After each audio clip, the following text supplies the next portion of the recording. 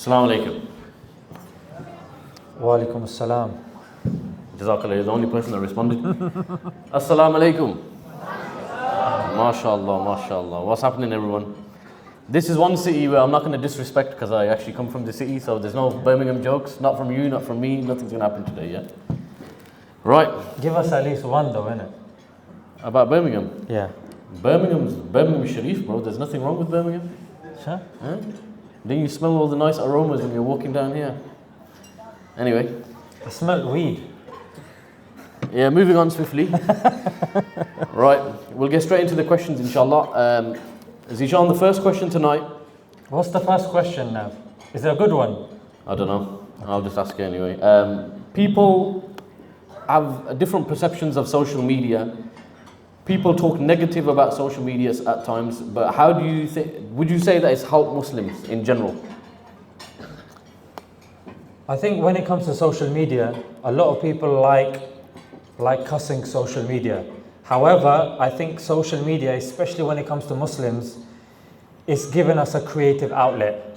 We all know when it comes to the BBC, ITV, Channel 4, they'll have their one token Muslim show or Muslim host, and that'll be it. Just like their token black guy with his own show, and then that's it. So Muslims, it seems to the general public like, you know what, these guys aren't necessarily talented. So with social media, anyone can upload anything. And because of that, I think the creative output and the outlook has been great. Yeah, a lot of Muslims have shown their creative aspects, and a lot of people have attained their due popularity because of how they speak, because of how they engage people, their community. Like, you know, a lot of brothers that have come on the One Ummah thing as well.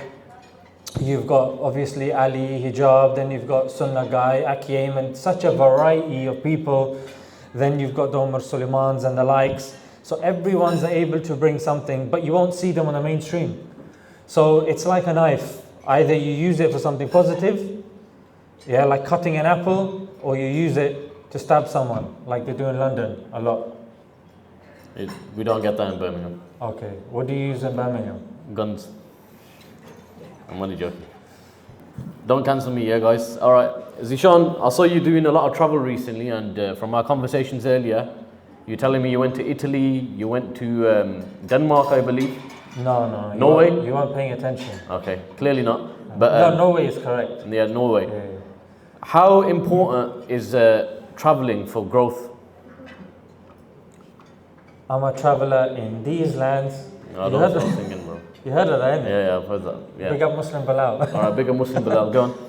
You know what's very interesting when it comes to traveling? It actually reminds me of a scenario that I had. It said that when we're born, we get put in a box. It's the cot. We get put in a box, which is the cot. Then, as we slowly grow up, we get put in another box, which is the school bus. Then we go to school, which is another box.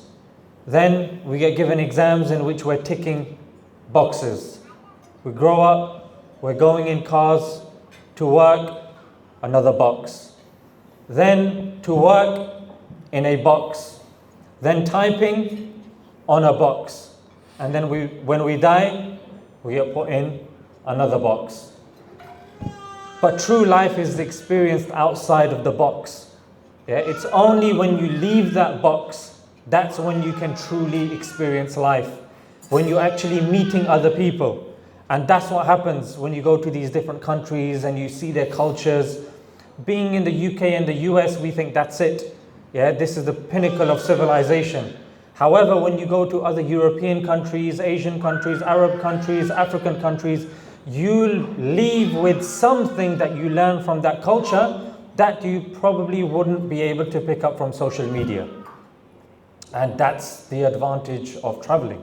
You get to interface with people, you get to meet them rather than seeing them on a screen that's been edited, which again is another box. Do you want to look at your box for the next question? Yeah, but just on that subject, what's been one of your favorite countries that you've traveled to? That's the whole point. There is no one favorite country. There'll be different aspects the diet of Italy will stand out. The weather of Norway will stand out. The tradition or the traditionality, even though it's not a word of Pakistan, will stand out. The religiosity of Makkah, Medina will stand out. So there's something, the welcomeness of Gambia will stand out. So there's always something that you'll get from these countries that will shape you as a person. In fact, it will change you. Travel changes you. Just get out of the box. Do you mind if I ask you a personal question now, bro? No, don't do it. I'm going to do it anyway. Look, a lot of people have probably followed your journey, and I know you don't probably talk about your personal or private life a lot on social media. One question that I had is, has not having a father from a young age influenced your journey? Oh, for sure. 100%. It's not having a father means that you will always seek to fill that gap. And that gap truly, from somebody that's lost a father, never gets filled. You will go to teachers, you will go to people that are older than you, and even unconsciously you will try to fill that gap. But that gap, ultimately, when you lose a parent, never gets filled. You will attempt to fill it, but truly it never gets filled.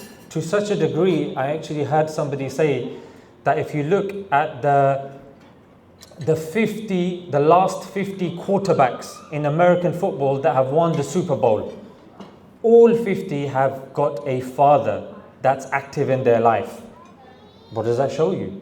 It shows that having a father in your life gives structure, gives discipline, and so many other qualities that this generation is lacking. So having a father instills those values in you. Not having a father means that you now need alternative means to fulfill that criteria. And probably the most motivational gym video that I've ever heard, or that sticks out to me the most, is they were interviewing a pedophile. Disclaimer, his views don't represent the organization. No, go on. Yeah, so the reason being, they were interviewing him as to how do you pick your victims. And he goes, when I'm picking my victims, I look if they're surrounded with their family, more specifically the father. And if the father is around, I will then analyze if he is a threat or not. And then when I was watching this clip, the screen goes black. And then it goes, be that threat. And that's why, bro, I would say to you as well, we were talking about the gym. If this doesn't motivate you to go to the gym, just so when you're with your kids, somebody looks at you and goes, it's not worth it. When you're with your kid, it's not worth it. That guy looks like a threat. Be that threat. Inshallah. Guys, get to the gym. Right, my next question. Since you're talking about so many wonderful subjects at the moment, we've covered what? Pedophilia? Okay, Khair. What's been one of your happiest moments that you can remember, bro? I think that question is flawed. Okay, so is the guy that wrote the question. There's a problem with that question. Go on.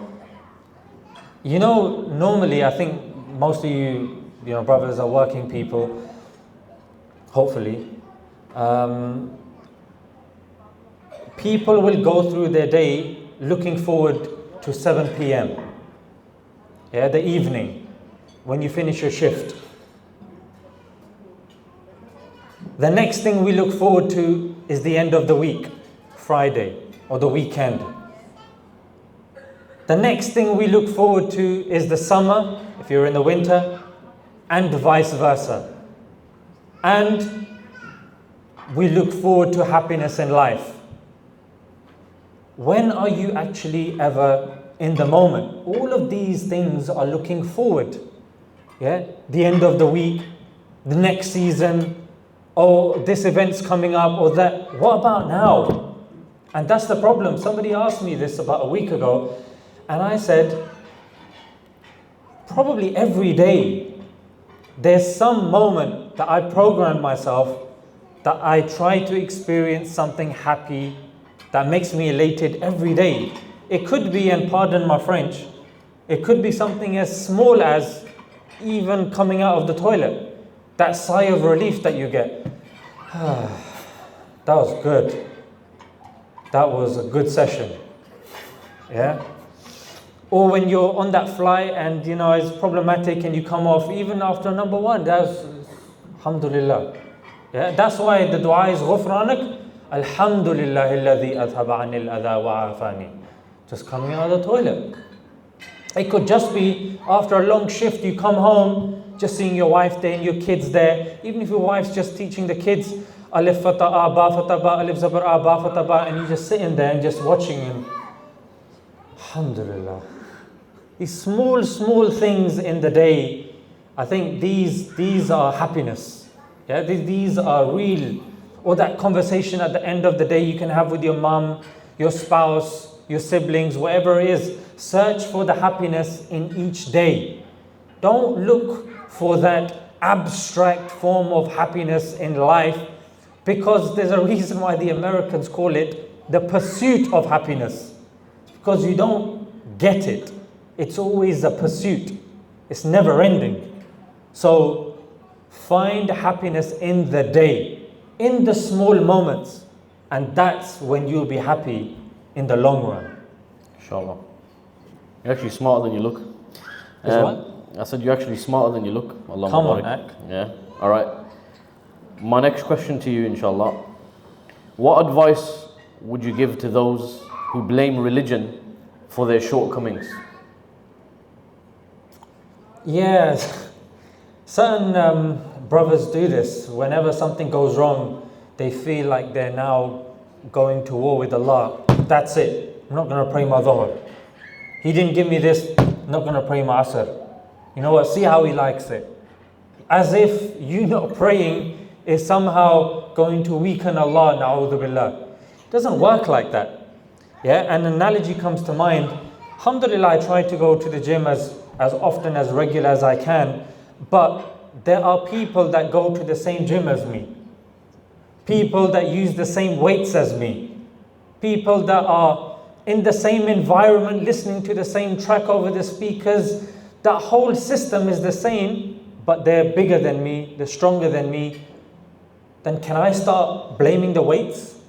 Can I start blaming the gym? Can I start blaming the staff? No, the problem is with me. And that's sometimes the problem.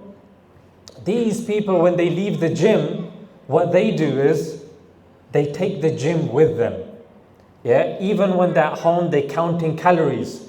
Even the videos on their feed are gym-related videos. These people don't leave the gym like I do. They carry it with them. So similarly, it's the same in Islam as well. Yeah, there are certain people that follow the same religion as you, pray the same salahs as you. However, they have a different relationship with Allah. Why? Because they carry Islam with them when they go to work. They carry Islam with them when they're having an argument. They carry Islam with them when they're out and about and non-Muslims or Muslims see their akhlaq. They carry Islam with them. And that's what we need to do for salah as well. Like carry the salah. When the person leaves the masjid, you know what they're thinking? You know what? Salah is in a couple of hours. Not, alhamdulillah, now what do I get to do now that that's out of the way? So it's how you view things. If people can get hench because of how they view the gym, your spirituality can become hench. How you view spirituality. Don't see it as, I just do it on the Jummah, I just do it in Ramadan, I just, like certain people, their nails will be massive. So what are you doing? Like, no, it's sunnah to cut it. On the Friday. Jummah, isn't it? Yeah. It's like you've missed the whole point. You've missed the whole point. So may Allah give us the ability to understand. Ameen. Ameen. As you can see, there's a lot of youngsters here today. What advice would you have to these youngsters, inshallah, that are entering adulthood? That'll be the last and final question of tonight. Do you want to specify, like, when they're entering adulthood, like when they're entering the adult world, basically? Okay. Yeah. I thought you wanted the No. birds and the bees. Please keep it I thought PC. one ummah was Jazakallah khair. Please upgrading. Keep it family friendly. Yeah, Okay. Jazakallah khair. Okay, inshallah. So it reminds me of a clip that I saw. It was of a villager. And the villager, the people in the village came to this villager and go, you lost your horse. You must be distraught because that was your favorite horse and you've lost him. He goes, maybe. Okay. Then the next day, they come back to him and go, you know the horse that you left, or that left you rather, he's now come back with 5 other wild horses. You must be ecstatic. He goes, maybe. Then the next day, they come to him and go, you know your son, he sat on one of these horses, wild horses, tried to tame him, fell and broke his leg. You must be distraught. He said, Maybe. It's a reoccurring pattern here, yeah? Then the army recruitment guys turned up and said, it's time for your son to enlist. The villagers again, they were like, you must be ecstatic because he's fallen over, broken his leg, means he doesn't have to enlist now. He goes, maybe. I didn't guess that one coming. Yeah. But that's the point. People expect there to be an ending. But the thing is, we have the pixel, Allah has the picture. And that's the reality. The moment that you're in at this moment in time, the problem that you're going through, you think that's the end of the picture. You think it's zoomed out. But has it zoomed out? What's the answer I'm looking for? No. Yes. No. Who can help him? Maybe. Okay. You got me on that one. Do you see? Yeah, I understand. So that's the reality, bro. That you're going to go through hardships. That's just the nature of existence and life. Everybody here has problems. Your kids, you're growing up. You might be sheltered because you're in a box and you just went from the primary school box to the secondary school box to the college box, university box. They're all boxes. But when you come out to the real world, it's a mean and nasty place. And people get caught off guard. And they don't realize, and sometimes they get really put off. But the thing is, just realize that that's building your character. That's building you. And I think that's very important to internalize, because a lot of people, when they mishandle these problems, then words like trauma, depression gets thrown about, and then people start numbing this pain because that's very common. Like it's Birmingham, and were you talking about weed before? Don't violate Birmingham. Okay. You don't know these kids here, man. Okay, well, they don't seem really on it, to be honest. Catch him outside. But that's, I think, very important to understand, guys. That we understand that ultimately the qadr is with Allah. And there was again another clip that I saw, and they were saying that taqdeer, or destiny, we don't know our destiny. It's only when a moment comes in our life that it's revealed to us. Until then, we work and we do the best that we can. You can't say you're sitting at home, oh, it's my qadr, my destiny. You don't know. Again, like that villager, maybe, might be, you don't know. But you have to exhaust your means. Do your best, Allah will do the rest. MashaAllah, spoken word as well. Come on. We'll do that on another day. Jazakallah khair for your time, for coming down, inshallah. My pleasure. And for those that don't know, I think Zishan's got a third channel now. What's it called? Smarter than Extra. Extra. Yeah, and that's where you get all the extra stuff. So inshallah. It is what it says on the tin. So come on. Right, guys. I think we're all waiting for the mains. So inshallah, that'll be the next segment. Come on. Maybe you might get food. Maybe you might get fed. Anyway, Jazakallah khair. Salam. Salam.